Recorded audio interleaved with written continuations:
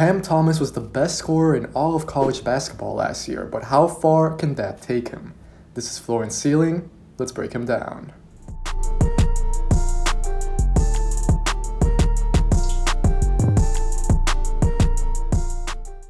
Cam Thomas was an unstoppable scorer during his freshman season at LSU. A 5-star recruit out of Oak Hill Academy, Thomas took college basketball by storm. He ended up first team in his own conference, but actually led every NCAA freshman in scoring. At 6'5", 210 pounds, Thomas has good size and obviously incredible scoring instincts to play the 2 or the 3. He projects as a certified bucket in the NBA, but questions remain over how much Thomas can pitch in other areas of the game.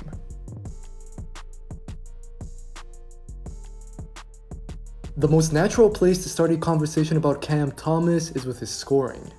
Thomas is arguably the toughest shot maker in the 2021 draft.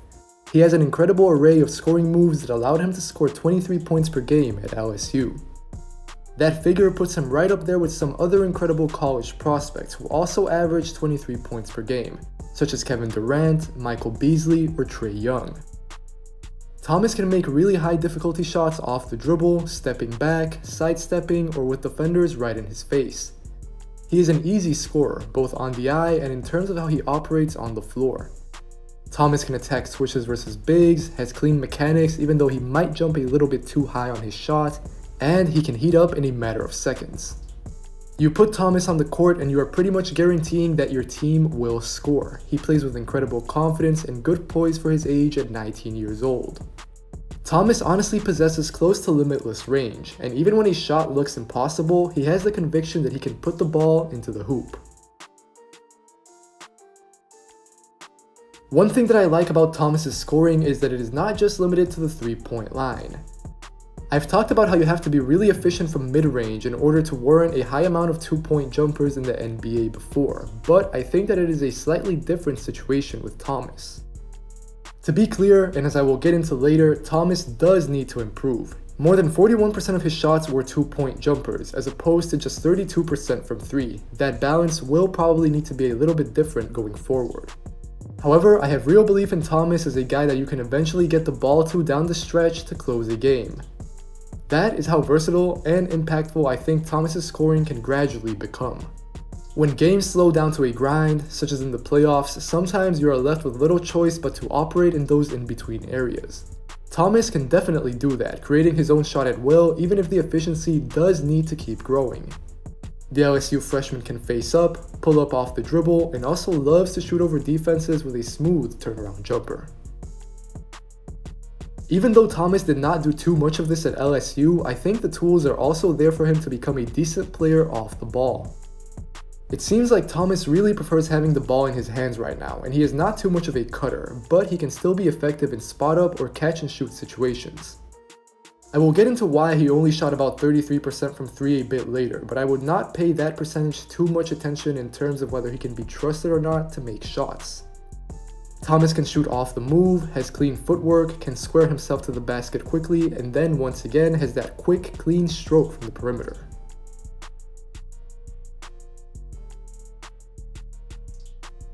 Another thing worth mentioning about Thomas's offensive package is his propensity for drawing fouls. For me, this goes back to one simple thing, and it's that Thomas has legit gravity as a pull-up shooter. Even if his percentages are improvable, as I will break down later, there is little doubt regarding Thomas's talent. Opponents have to give his pull-up game the proper amount of respect. First, they have to chase Thomas around the floor since he is often receiving the ball off movement. And then, defenders have to close out hard, and often that resulted in a trip to the charity stripe for Thomas. Thomas took almost 8 free throws per game at LSU, an impressive figure that allowed him to easily add to his scoring total while not wearing himself out. Watching these clips, his opponents need to pay attention to Thomas's shooting but end up fouling him instead.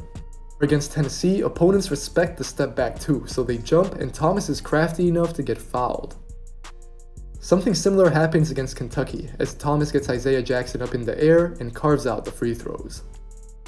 However, Thomas has 2 big issues right now on the offensive side of the basketball. The first one is his shot selection. Thomas is the epitome of a score-first player, and there is no shot that he does not love or will not take. Thomas only had more than 2 assists in 5 of his 29 games at LSU, all the while leading the Tigers in usage rate by a significant margin. In college, Thomas pretty much had total liberty to hunt and take the shots he wanted. His 23 points per game are perhaps indicative that he did deserve that treatment, but I do not expect the same thing to happen in the NBA. For one, the margins for error will get smaller. Thomas is clearly a tremendous scorer, but he is not a faultless one. That notion applies to percentages, and then just feel for the game. In the first area, Thomas shot an alright but improvable 39% on his 2-point jumpers, and he also made just 32.5% of his threes. Those numbers do not imply that he is a bad shooter, but rather that he needs to improve as a decision maker. It will be interesting to see how Thomas adjusts to life in the NBA, where score-only players are becoming less and less common. Certainly, I don't expect the team that drafts Thomas to let him dominate the ball as much. The second issue, which is also linked to Thomas's poor shot selection, is his tunnel vision. I guess you can sort of put both things in the same category, but what I really want to highlight here is that Thomas will miss easy reads around the floor because he is so focused on scoring. The shooting gravity that I mentioned earlier will exist for Thomas no matter what, but he needs to do a better job at leveraging all the attention his pull-up gets into also facilitating for his teammates. If Thomas can strike that sweet balance between getting his own shot but also noticing when his shot creates openings, then his upside increases considerably. Watch here as Thomas goes to score instead of making the simple read back out. In terms of attacking the basket, it is a little bit of a mixed bag. To be clear, I think that Thomas does have the makings of a 3-level scorer. He can evidently create his own shot from 3 and in the mid-range, so I am surprised that he does not get the same type of scoring buzz that James Bouknight, for instance, might. When it comes to getting downhill though, Thomas is not a bad athlete at all. He is not outstanding, but he has an underrated first step that he can use to attack mismatches and can really get going if he picks up some steam. Thomas is not at the same level as, for instance, Jalen Green, but he can certainly get the job done. Another thing worth pointing out is that Thomas is pretty crafty getting to the basket. He is clever in his use of angles, both to get to the basket and to finish there. If Thomas is unable to just blow by his defender, then he can get into their body to draw the foul or simply to shield them away from catching up to his drive.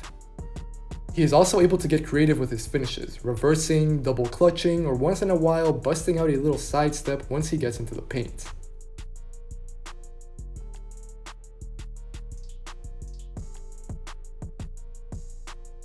However, Thomas's driving game does have some limitations. Like I said, he's a solid athlete but not great. Thomas can sometimes get caught under the rim or below a defender and get his shots swatted away. Thomas still has to do a better job at just playing more under control when he gets to the basket. He has shown some craft, but it is inconsistent. Rather than putting his head down and attacking the rim, Thomas still has room for improvement with his footwork, change of direction, and change of speed. Really adding that to his game should help Thomas become a better finisher at the rim. He made a pretty decent 64% of his shots there, but took just 83 total shots, which is less than what you want. If Thomas is not comfortable getting to the basket, that can really limit his game on nights where his jumper is not falling.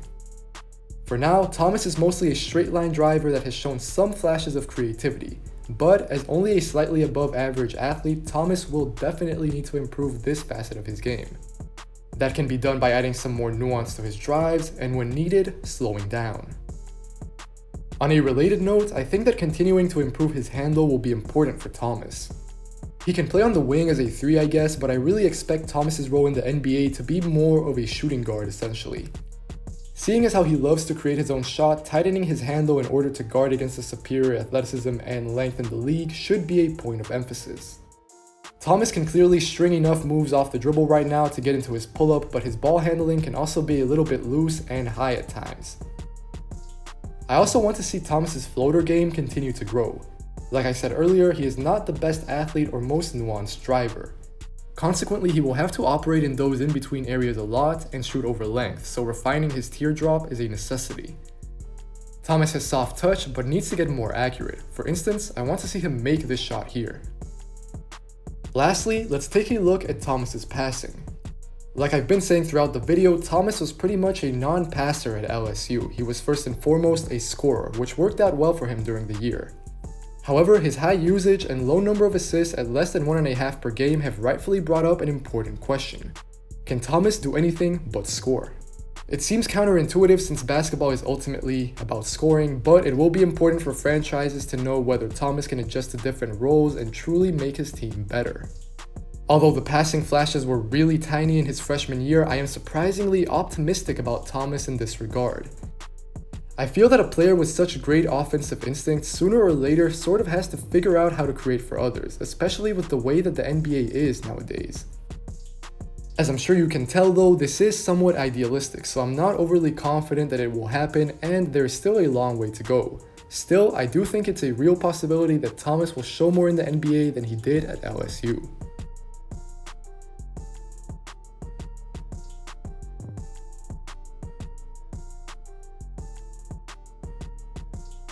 Defensively, the reading on Cam Thomas is pretty grim right now. He struggles to do even the basics, such as staying in front of his attacker or even just being locked in during the course of a game.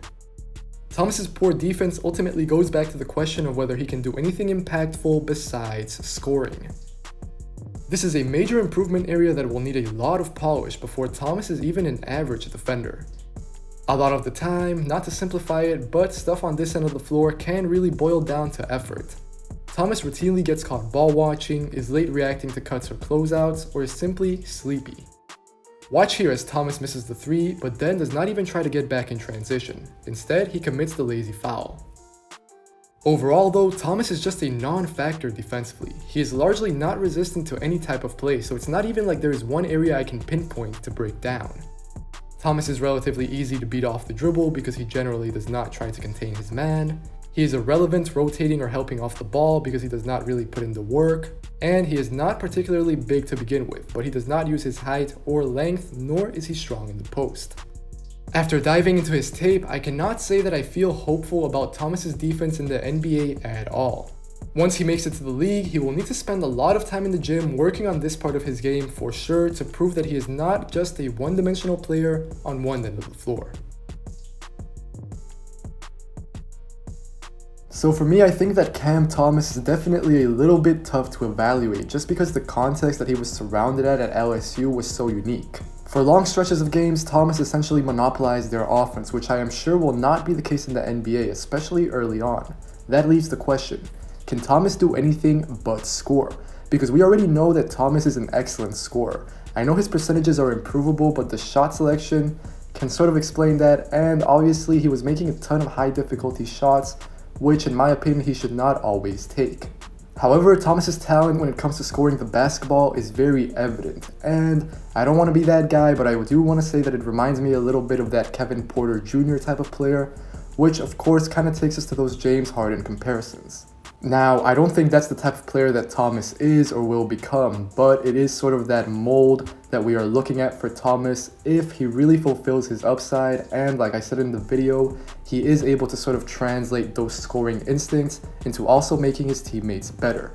However, there's a long way to go until that even becomes a real possibility. So since Thomas has to show a lot more on the offensive end of the floor, that he can do a lot more besides just score, then, well, I do understand the hesitance about picking him, because on defense he is not going to bring, well, basically anything, and in terms of creation, the flashes are very, very scarce. For me, because of his offensive talent and just, you need guys that can put the ball in the back of the net. I will probably have Thomas top 15, top 20 on my final big board, but I would understand if he slides further than that. After all, there are a lot of questions about his game and especially how he will translate to the NBA. As always, if you enjoyed the video, make sure to leave a like, make sure to leave a comment, tell me what you think of Cam Thomas, and if you enjoy the channel, if you want to see more videos like this, make sure to subscribe. Take care, and I'll see you guys next time.